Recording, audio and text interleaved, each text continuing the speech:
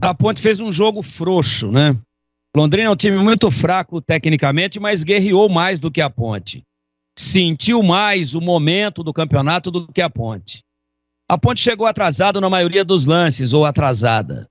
Não correu, não pulsou, não demonstrou força física que deveria ter mostrado. E tecnicamente foi um horror. Alguns jogadores muito abaixo da crítica. Moisés, apesar do gol, jogando mal de novo. Niltinho nem entrou em campo. Fez sim uma vergonha. O próprio Marco Júnior, um ou outro lance de lucidez, mas pouca mobilidade, deve ter se contundido. E os laterais inexistentes, né? Rafael Santos, a terceira partida negativa dele. Negativa. Hoje, uma lentidão, uma falta de explosão, chegando atrasado em todas. E pelo outro lado, marcando razoavelmente bem, o Felipe Albuquerque, depois substituído, botou a mão atrás da coxa também, pelo Kevin, que entrou o Kevin de sempre, né? Pegando a bola livre, de cabeça erguida, com 5 ou 6 companheiros para escolher para quem ia tocar a bola e toca no pé do adversário. Essa foi a participação mais importante e mais marcante do Kevin dentro da partida.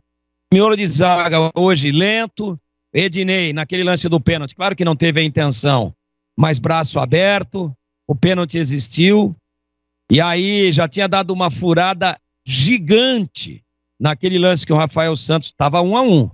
No lance em que o Rafael Santos também furou, e aí ia fazendo o gol o Londrina, através do Marcelinho, canhoto, chuta forte, bateu muito de perto, e o Rafael Santos se jogou na bola e se recuperou, fez a defesa do jogo para mim, se atirando na bola e impedindo ali já o segundo gol do Londrina. Depois o Leonaldi, que a gente sempre quer no time, é bom jogador, é um jogador de futuro, mas também desatento. Foi recuar uma bola pro Ivan e recuou curto, deu no pé do jogador do Londrina que partiu para fazer o gol. Houve a troca de passes e o jogador que arrematou demorou um pouquinho para chutar, permitiu a chegada do Leonaldi, que a exemplo do Rafael Santos, minutos antes, se jogou na bola e evitou o segundo gol do Londrina. E aí não teve jeito. Uma bola pelo fundo, o Moisés não recompôs, o Londrina fez 2 contra 1 em cima do lento e vulnerável Rafael Santos, ocorreu o cruzamento, o Rafael Santos ainda trisca na bola, ela bate também no Zeca, que estava no meio da pequena área para finalizar, e acaba sobrando para o jogador que havia acabado de entrar no segundo pau sozinho, também sem vigilância, com a zaga, sei lá, vendo lá a lanchonete onde o Batista tomou aquele Todd, tirando foto da fachada dela. Uma vergonha, mau posicionamento, lento o time, todo mundo erguendo a mão, tentando marcar algo que não existiu, o gol foi legal, e a Ponte amarga uma vitória perigosíssima. E traz um time que estava praticamente morto a 5 pontos, traz para perto de novo e o Londrina fica a apenas 2 pontos da Ponte. Para agravar o quadro, o Brusque ganha do CRB lá em Brusque e também chega a 2 pontos. Então as 2 rodadas finais serão teste para cardíaco e ou a Ponte vai para Aracaju, para o Sergipe, para tentar fazer ali o jogo da sua vida, como fez o Londrina hoje, ou ela vem para a última rodada correndo seríssimos riscos de perder para a equipe do Londrina, né? Do Curitiba, perdão, o Londrina perdeu hoje, e cair para a Série C do Campeonato Brasileiro. O Confiança, que é o próximo adversário da Ponte, ele já jogou, e ele tem apenas 36 pontos, né? Ganhando da Ponte, ele vai a 39 e já pode cair mesmo ganhando, dependendo dos resultados de Vitória, Londrina e Remo.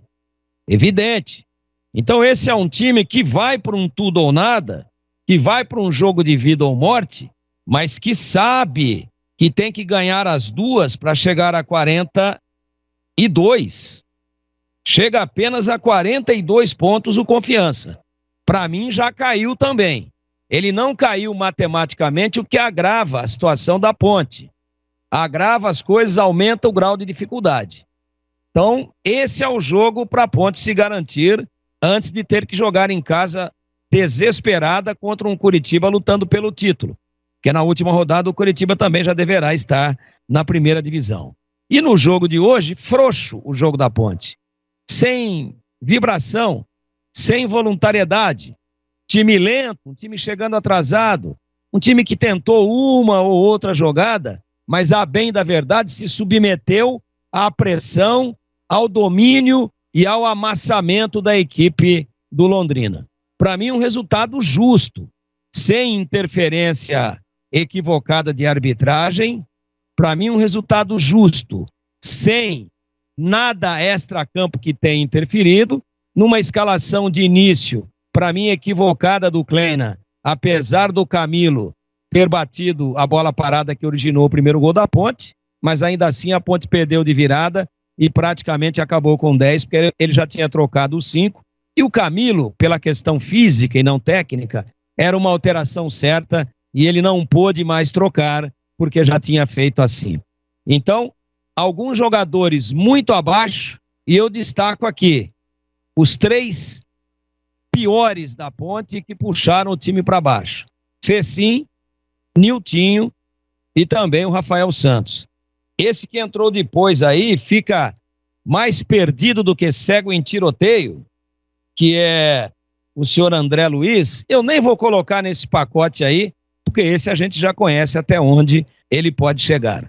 Não jogou bem a Ponte, não tratou o jogo como a decisão que deveria ter tratado, e tomou o gol aos 40 do segundo tempo, tomando um castigo merecido de um time indolente e que permitiu, e passiva e de forma acomodada, assistiu o domínio do adversário.